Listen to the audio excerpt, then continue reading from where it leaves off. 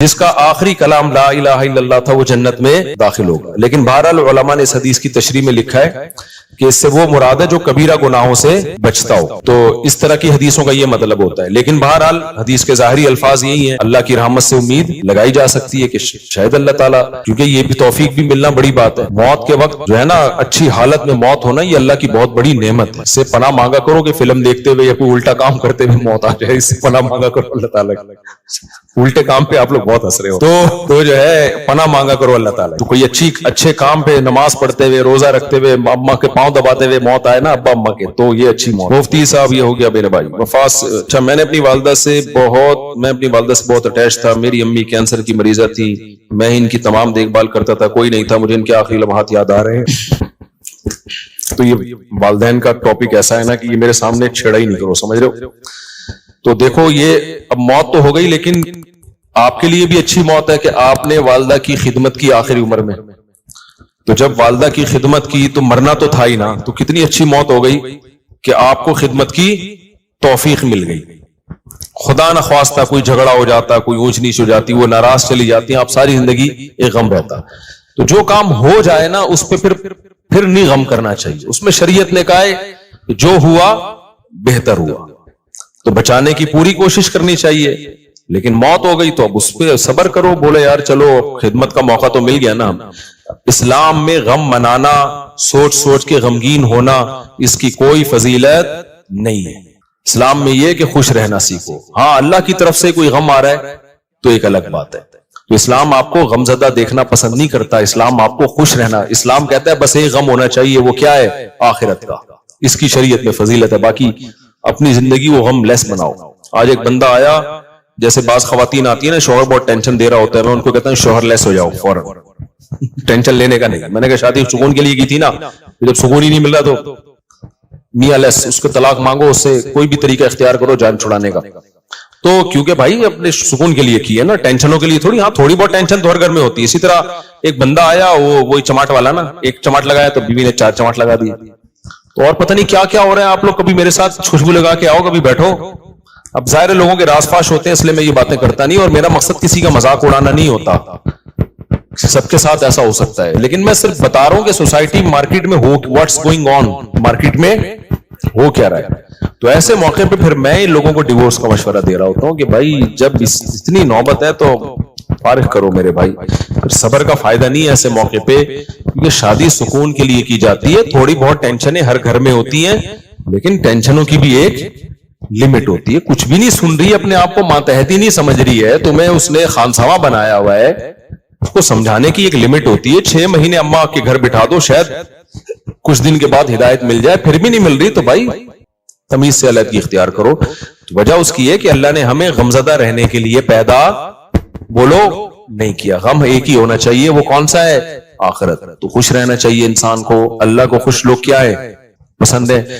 نبی حضرت ابو ہریرہ نے فرمایا کہ نبی صلی اللہ علیہ وسلم نے جب بھی مجھے دیکھا ہے, زندگی میں کبھی ایسا نہیں ہو کہ آپ نے مجھے دیکھا اور مسکرائے نہ ہو. حالانکہ نبی کا غم سب سے بڑا غم تھا نا, امت کی فکر تھی, لیکن اپنے ساتھیوں کے ساتھ ایٹیٹیوڈ کیا تھا آپ کا؟ جب بھی دیکھتے مسکراتا.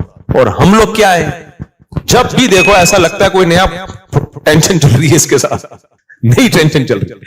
خوش رہنا سیکھنا چاہیے, سمجھ رہے ہو, مسکراتے چہرے سے ملا کرو, ٹینشن فری. امریکہ میں $10 کی ایک چھولے کی پلیٹ ملتی ہے صبح ناشتے میں نا, پراٹھے کے ساتھ, جو لوکل ہوٹل, جو پاکستانی کے ہوٹل. $10 کا مطلب پتہ ہے کہ 2750. مہنگائی وہاں ہے میرے بھائی, یہاں نہیں ہے. یہاں تو چھولے کی پلیٹ فری میں آ رہی ہوتی ہے. پراٹھا خریدو, بعض دفعہ ویسی فری میں ڈال کے دے دیتا ہے. آپ ڈالر پہ ترس رہے ہو, تو وہاں خرچہ بھی تو ڈالر میں ہی ہو رہا ہے, سمجھ رہے ہو. تو اس لیے پاکستانی کرنسی میں اگر کما رہے ہو تو کھا بھی کس میں رہے ہو, اسی میں. وہاں جاؤ گے تو ڈالر میں کماؤ گے تو کھاؤ گی بھی کس میں. میں جاپان میں جو فاسٹ ٹرین میں بیٹھا ہوں نا, میں یہ آپ کرو انجوائے, اس کا ٹکٹ پتہ ہے کتنے کا تھا؟ جب مجھے پتا چلا میرے ہوش اڑ گئے.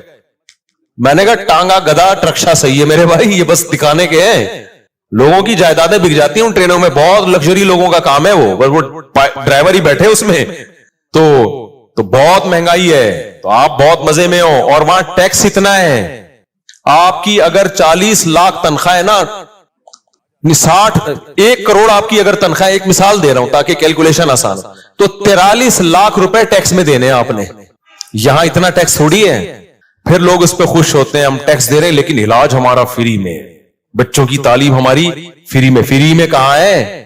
43% तनख्वाह काट ली तुमसे उन्होंने, अब तुम्हें फ्री में थोड़ी दे रहे हैं। आपकी गवर्नमेंट यहां जितनी मर्जी करप्ट है, मैं कोई ये नहीं कह रहा बहुत नेक गवर्नमेंट, जैसी मर्जी है, इतना टैक्स नहीं है मेरे भाई। तनख्वाह पूरी आ रही है आपके पास, तो उसमें आप अपने बच्चों की फीस भर लेते हो, वो इतनी नहीं होती, 43% नहीं होती, वो समझते हो, आपके सारे खर्चे निकल रहे होते हैं। नहीं आ रही मेरा ख्याल है बात। और फिर ज़कातें भी लोग दे रहे होते हैं, थोड़े से घुन्ने बन जाओ, अगला पूरी जायदाद निकाल के दे देता है। यहाँ थोड़ा सा घुन्ना बनना आना चाहिए, बस यहाँ प्रैक्टिस करो थोड़ी सी। तो इसलिए इतना टेंशन वाला बात नहीं, हम क्यों वहां जाके फौरन वापस आते हैं, मजा हमें कहाँ आता है। बहुत अच्छे कंट्री है, अमेरिका बहुत अच्छा है, जापान बहुत अच्छा है, मजा हमें कराची में ही आता है।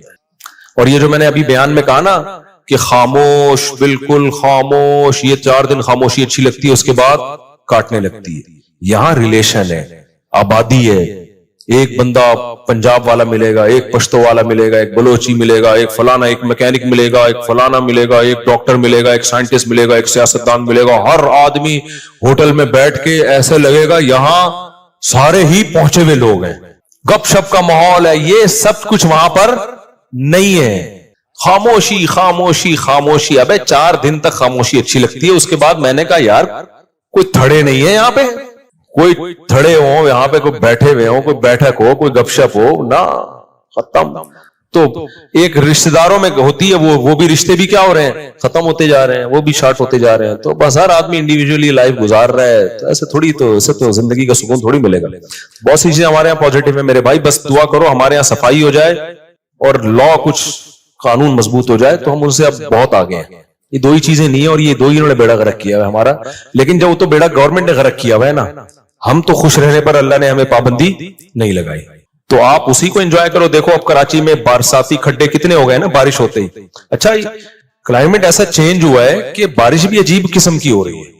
उधर आ रहा है कि जी समुद्री तूफान आ रहा है, और वाकई आया हुआ भी होगा, उसके पड़ोस वाले इलाके में नलके में भी पानी नहीं होगा। वो कह रहे हम तो समझ रहे थे पूरा तूफान आ रहा है, पानी पानी, और इधर नलके में भी पानी नहीं है। अजीब कराची का वो, यानी बारिश ऐसे हो रही है, अंडा मोड़ पे हो रही है, कलंदरी चौक पे नहीं हो रही। अजीब ही सेटअप चल रहा है, तो एंजॉय करो इसको। तो वो देखो कितने खड्डे हैं ना, वो टिकटॉकर ने कैसा एंजॉय किया कराची में बारिश में, जो खड्डे इतने बार बात पे आपको छलांगे मार के। तो वो उसने ओलंपिक की तैयारी कर रहे हैं ना घर में, लंबी लंबी छलांगे मार रहे हैं। माँ ने पूछा ओलंपिक की, कह रहे बाद में पता चला ये कराची के खड्डों को क्रॉस करने की ट्रेनिंग ले रहे हैं। मैंने कहा चलो इतनी टेंशन में इसने, तो इसलिए जिस हद तक मुमकिन है खुश रहने की कोशिश किया करो। अल्लाह को गमजदा लोग पसंद नहीं है, हर वक्त दुखड़े, ये हो रहा है, फलाना हो रहा है, ढिमकाना हो रहा है। और अल्लाह को खुश लोग पसंद है। हाँ, दुख सिर्फ एक होना चाहिए, वो क्या है भाई, आखिरत में पता नहीं क्या बनेगा। इसके अलावा अल्लाह नहीं चाहते कोई दुख हो आपको। दूसरी बात ये कि घरों के झगड़ों को भी बढ़ाया मत करो। घरों के झगड़ों को, हमारे एक दोस्त थे सफर में, उनका अपनी बीवी से फड्डा हो गया, फोन पे तबीयत से चल रही है ना, तेरी ऐसी की तैसी, वो उधर से उसको जवाब आ रहा है, तबीयत से फड्डा हुआ उनका। और अपने दोस्तों को भी बता रहे हैं मेरी बेगम ने ये, जाहिर है सबके सामने हो रहा है तो पता चलेगा ना दोस्तों को कि यार क्या हो गया। बे यार मेरा तेरी भाभी ने दिमाग खराब करके रखा हुआ है यार, ये है ऐसा ना। आधे घंटे के बाद नॉर्मल बैठे हुए, चाय चल रही है, गपशप चल रही है घर में, बेगम और बेगम, वो मैं आ रहा हूं परसों। वो दूसरे ने पूछा अबे आधे घंटे पहले तो ऐसा लग रहा था कि तलाक हो जाएगी तुम दोनों में, अभी थोड़ी देर में ऐसा लग रहा है कि कोई मसला ही नहीं है। तो उसने कहा यार मेरी आदत है 15-20 मिनट के बाद फड्डे को मैं भूल जाता हूं। फिनिश। वाकई ये जिन लोगों की आदत हो ना वही खुश रह सकते हैं इस जमाने में।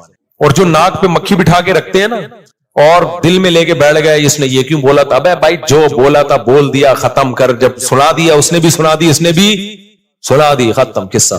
चलो दोबारा से जैसे एंजॉय करो लाइफ। और लोग कहते हैं अभी तंबी तो हुई नहीं, ना ना ना, जब ये फड्डा होता है ना अगले को खुद थोड़ी सी तंबी हो जाती है। आइंदा वो बोलने से पहले उसको भी पता है, आपको भी पता है कि मैं ये बोलूंगा उसकी दुखती रख पे पांव रख दूंगा मैं, वो ये बोलेगी तो मेरे खोपड़ी घूमेगी। तो दोनों थोड़ा थोड़ा एक दूसरे की खोपड़ी का एहतराम आहिस्ता आहिस्ता शुरू कर देते। खुद ही शादीशुदा आदमी की जिंदगी एक मैनेजमेंट खुद ब खुद आ जाती है تو اگر آپ جو دل میں لے کے بیٹھ گئے